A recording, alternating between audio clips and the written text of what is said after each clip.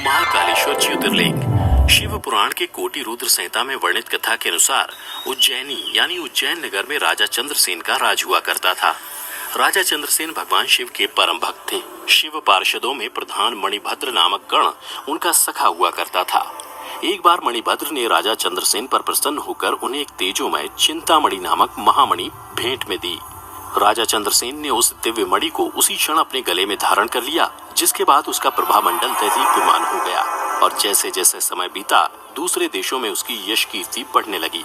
यह बात जब दूसरे देशों के राजाओं को पता चली कि चंद्रसेन के पास कोई दिव्य मणि है, तो वे सभी मणि पाने का प्रयास करने लगे।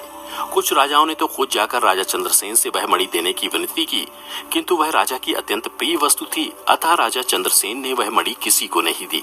और फिर अंत में मणि पाने की लालसा में कुछ राजाओं ने उज्जैनी नगर पर आक्रमण कर दिया।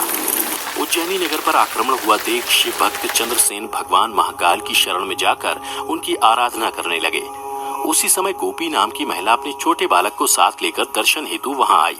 उस बालक की उम्र 5 वर्ष थी और गोपी विधवा थी।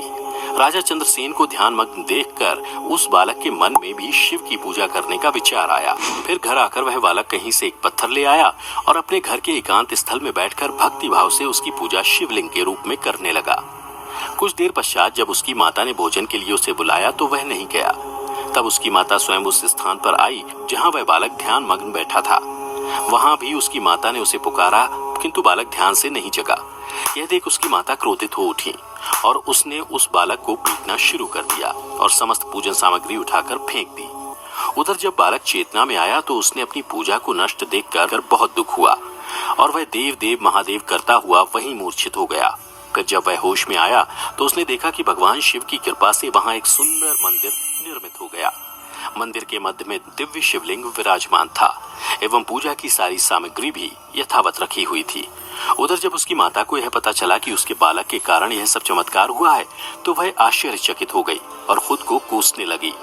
फिर राजा चंद्रसेन को इस घटना की जानकारी मिली तो वह भी उस शिव भक्त बालक से मिलने पहुंचे।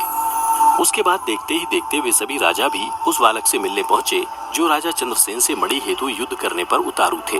और तभी से भगवान महाकाल उज्जैनी में स्वयं ज्योतिर्लिंग के रूप में विराजमान है।